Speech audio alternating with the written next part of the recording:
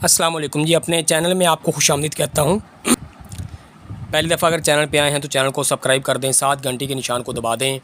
प्यारे बहन भाइयों, जैसा कि एक सिलसिला शुरू किया हुआ है कि आपको सूरत मुबारक जो है उनकी फ़जीलत बताता हूँ।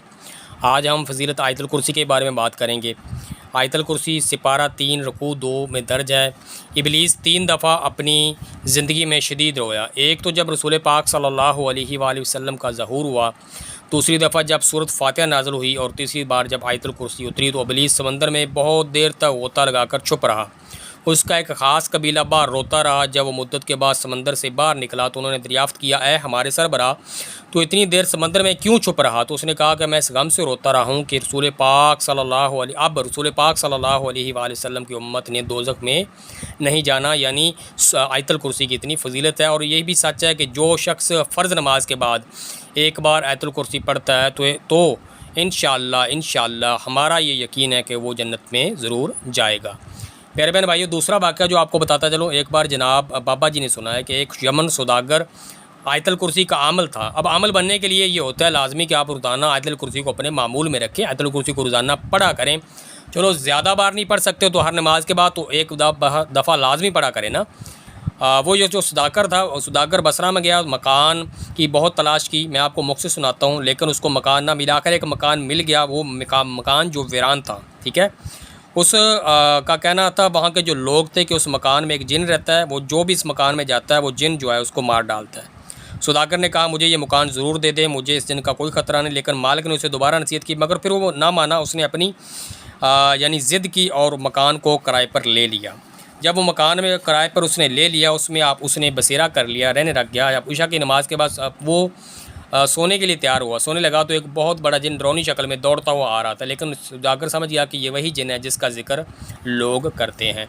तो आयतुल कुर्सी को पढ़ना शुरू कर दिया सौदागर ने। चंद बार पढ़ने से वो जिन गायब हो गया। जब सुबह सौदागर उठा तो आंगन में बहुत बड़ा खाक का ढेर नज़र आया।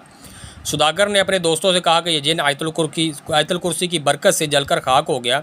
इस तरह इस आयतुल कुर्सी के बेशुमार फ़ायदे हैं, यानी जिन्नात से हिफाजत के लिए, शरीर शैतानों से हिफाजत के लिए, हर किस्म की वबा बला से हिफाजत के लिए आयतुल कुर्सी है जो वो बहुत ही कारआमद है। इसको पढ़ना अपना मामूल बना लें। और अगर आप 7 नलकों का या 7 पंप या 7 घरों का पानी ला के रखें, उस पर आयतुल कुर्सी 41 बार दम करके उसको पिया करें तो इंशाअल्लाह नज़र बद हो गया, इसके अलावा जी दर्द शिकम हो गया और बहुत सी बीमारियों से अल्लाह ताला आपको शिफा दे देगा।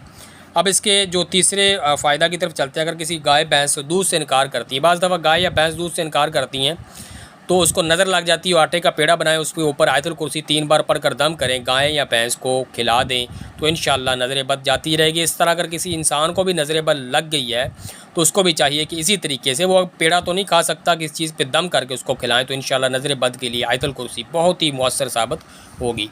अब इसका जो आपको बताते हैं चौथा जो फ़ायदा है वो है कि मरीज़ के अगर दांत में दर्द हो किसी के, ठीक है, तो दांत में दर्द के लिए ये होता है कि एक आपने चाकू लेना है। चाकू लेने के बाद आपने ये जो लफ्ज़ हैं, ठीक है, वो लिखने, अकूक लिखना है। अकूक मतलब पहले आइन लिख देना है आपने, आइन पर आपने जो है वो चाकू है वो गाड़ देना है, या काफ से इसको शुरू कर देना है, काफ पर आपने चाकू गाड़ना है और आयतुल कुर्सी को पढ़ते जाना है और जो जिसके दांत में दर्द हो उसको दम करते जाना है।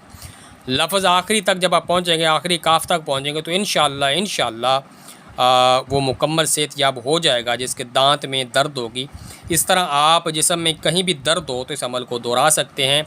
लफ्ज़ आपने अकूक लिखना है, ठीक है, लफ्ज़ आपने अकूक लिखना है तो इंशाअल्लाह उसको फ़ायदा होगा। अब इसका जो आखिरी फ़ायदा मैं आपको बताता चलूँ। आयतुल कुर्सी के वैसे तो बेशुमार फ़ायदे हैं, मगर मैं किताब से पढ़ के आपको सुना रहा हूँ, ठीक है।